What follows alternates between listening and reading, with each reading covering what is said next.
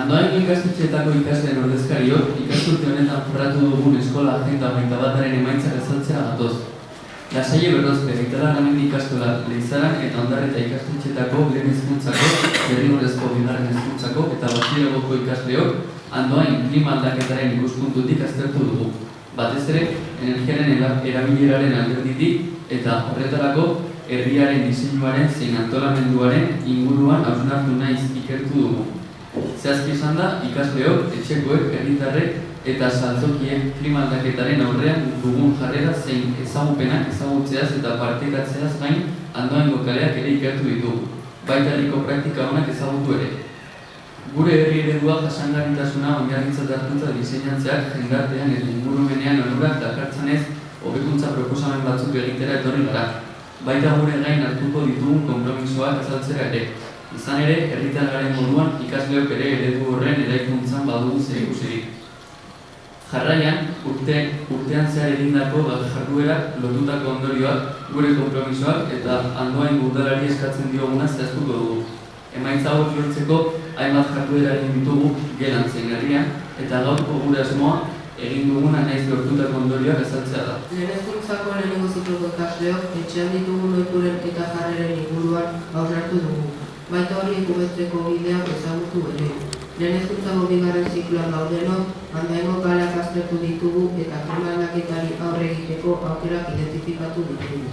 LH hirugarren eta DBH-ko lehenengo zikloak gure egunerokotasunean ditugun ohituren zein jarreren inguruan hausnartu dugu eta horiek hobetzeko irtenbideak elkarbanatu ezagutu naiz bilatu ditugu.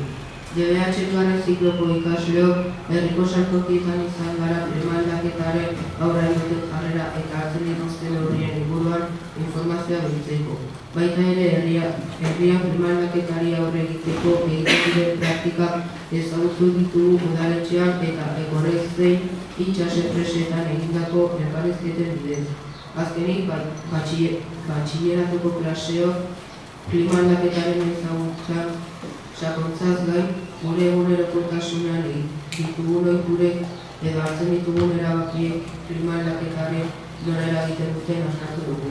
Jardueretako emaitzak, hau da, herriaren diagnostikoak, hobekuntza proposamenak eta gure konpromisoak ikastetxeetan adostu ondoren ekainaren batean Urigain kulturetxean egindako herri mailako foroan antolatu, eztabaidatu eta bateratu ditu.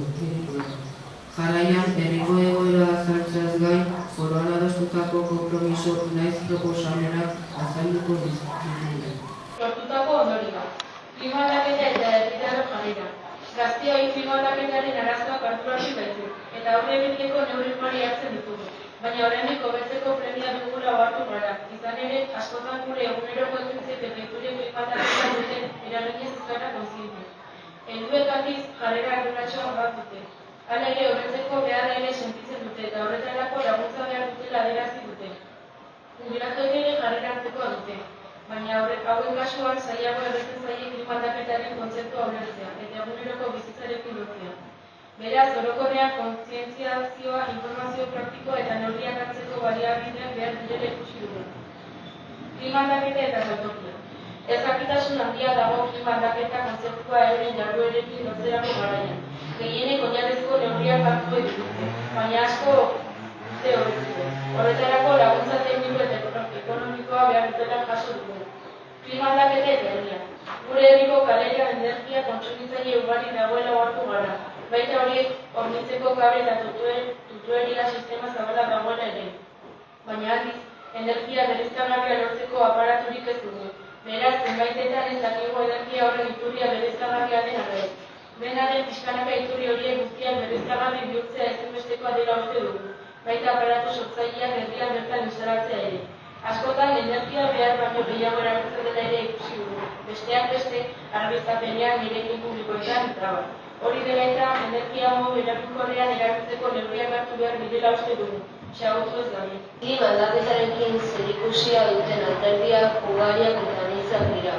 Horien artean honakoak ere aztertu ditugu. Ura. Konturatu gara herriko iturrien kudeaketa hobetu beharra dagoela. Hondakinak. Hondakinen kudeaketan aurrerapausoak eman dira, baina oraindik zer hobetu badagoela ikusi dugu. Kutsadura.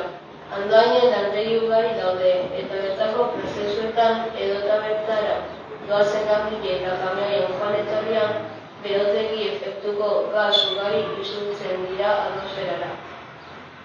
Ondorioz, neurriak hartzea beharrezkoa dela, pentsatzen dugu. Klima aldaketa eta herriko praktika. Herri mailan aldaketa klimatikoari aurre egiteko borrokan egiten diren praktika eredugarriak aztertu ditu. Udaletxeko ingurumen teknikariari egindako elkarrizketan ikusi dugu klima aldaketari aurre egiteko herrian ekintza eta proiektu ugari daudela. Hala ere, gehiago egiteko beharra dagoela sentitzen dugu. Ikasa ekonek enpresetan egindako elkarrizketetan konturatu gara ingurumena ez kaltetzeko neurri pila bat hartzen dituzte, eta erorlanaren eragina usara izan arte hobetzen jarraitzeko jarrera dutela. Gure konpromisoa. Aurrezteko zerbait egin behar dugunez garrantziaren arabera sailkatuko hurrengo konpromisoak hartu ditugu. Argiak eta etxe-tresna elektrikoak behar ditugunean bakarrik piztuko ditugu, eta behar ez ditugunean itzali egingo ditugu, pilotoak eta guzti. Argi naturala aprobetxatuko dugu. Kontsumo baxuko gomilak eta etxe-tresna elektrikoak erosiko ditugu. Arropa eta ontzi garbigailu bat opera betetzen direnean jarriko ditugu martxan. Berogailua piztu baino lehen aurretik arropa jantziko dugu.